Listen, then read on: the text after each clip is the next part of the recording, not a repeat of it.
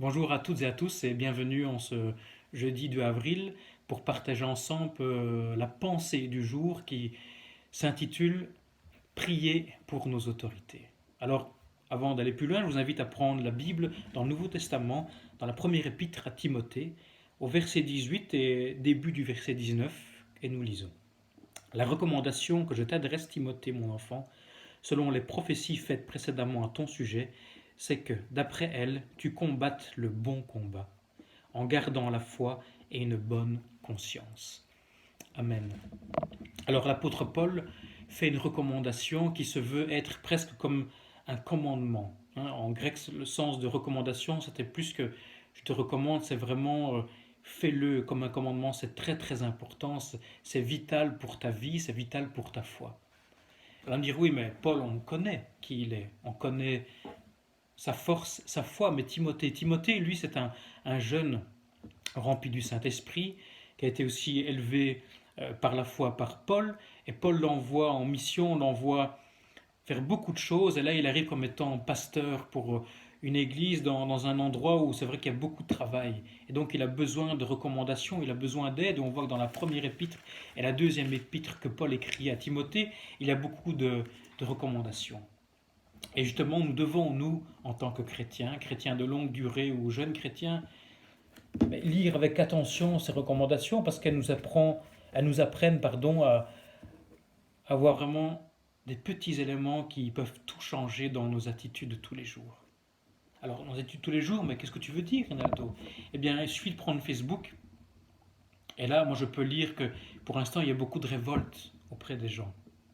Comme il y a eu des révoltes en 2001 après la catastrophe avec les tours, comme il y a eu des révoltes avec la crise financière en 2008, ou d'autres crises financières en Europe, comme il y a eu des révoltes avec les tsunamis, comme il y a eu des révoltes quand il y a des élections, comme il y a des révoltes pour ceci et cela, et les gens créent des groupes pour essayer de lutter contre cette injustice. Et c'est très bien, et Dieu bénit ces ASBL, tous ces groupements, tous ces gens qui luttent contre la pêche intensive, qui luttent contre les fourrures des animaux. Et ça, ce n'est pas du tout en ça que je veux remettre en cause. Continuer ce combat-là. Mais là, Paul, lui, est en train de dire, attention Timothée, veille à mener le bon combat.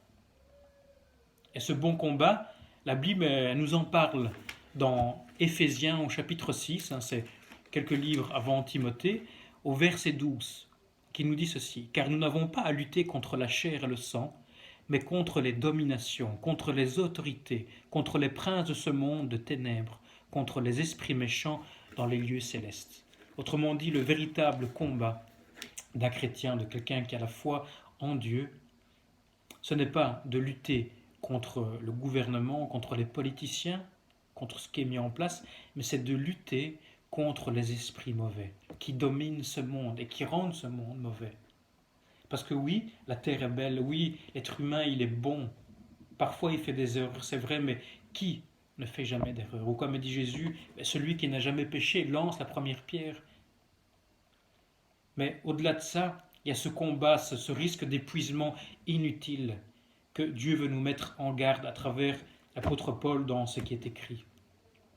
N'utilise pas ta force ou ta manière d'écrire, ta virulence sur Facebook ou sur des autres sites ou sur des combats qui finalement ne mèneront quasiment à rien. Parce que tu veux changer le monde en voulant faire ceci, cela, mais sache que tu n'y arriveras pas. Et je ne veux pas être défaitiste parce que c'est simplement la manière qui n'est pas bonne.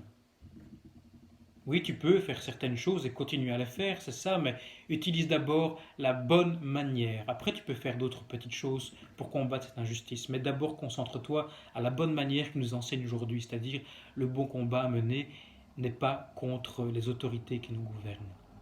Tu veux changer le monde, tu veux changer ce qui t'entoure, tu veux avoir un impact dans ta maison, tu veux avoir un impact dans ta famille, au travail avec tes collègues, dans ta société, tu veux avoir un impact pour la Belgique, tu veux avoir un impact pour l'Europe, tu veux changer le monde, toi qui es un jeune fervent, toi qui es un ancien dans l'église, toi qui as peut-être déjà 30 ans, 40 ans de ministère pour le Seigneur, et tu dis, je vais changer. Amen. Sois béni pour cette volonté. Mais alors mène le bon combat. Tu veux changer, oui, mais alors ce sont tes genoux qui doivent s'user. Ce ne sont pas tes poings.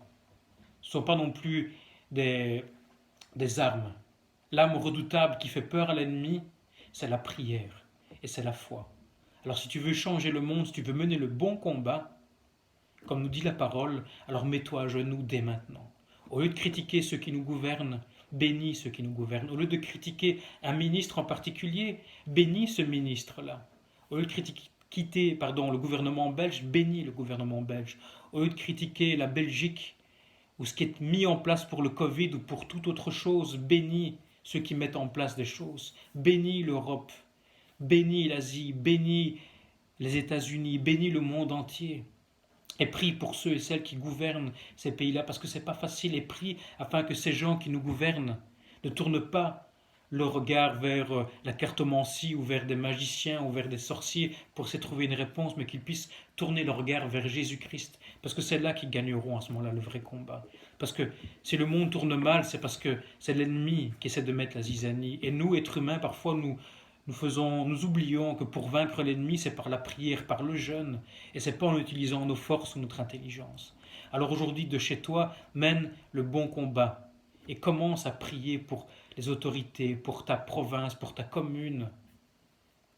Vraiment, soyez bénis et bénissez ce pays. Seigneur, je veux m'unir avec mes frères et sœurs, avec ceux qui regardent ces vidéos. Père, je te prie encore pour ceux et celles qui nous gouvernent. Seigneur, que tu bénisses encore la Belgique. Seigneur, que tu bénisses les autorités belges, le gouvernement belge et tous nos ministres, Seigneur, afin que tu leur donnes l'intelligence, Seigneur, de pouvoir nous gouverner avec droiture, avec justice, Seigneur, et vraiment avec perfectionnement, Seigneur, et qu'ils puissent se baser, Seigneur, sur ta parole. Seigneur, bénis l'Europe, bénis le monde entier, afin, Seigneur, que les gens puissent s'adresser à toi et puissent comprendre que en toi vient le salut, en toi viendra la guérison, Père. Sois béni parce que nous savons, Seigneur, que tu entends nos prières et que tu agiras avec puissance. Seigneur, merci pour tout ce que tu fais dans le nom de Jésus. Amen. Soyez bénis et je vous dis à demain.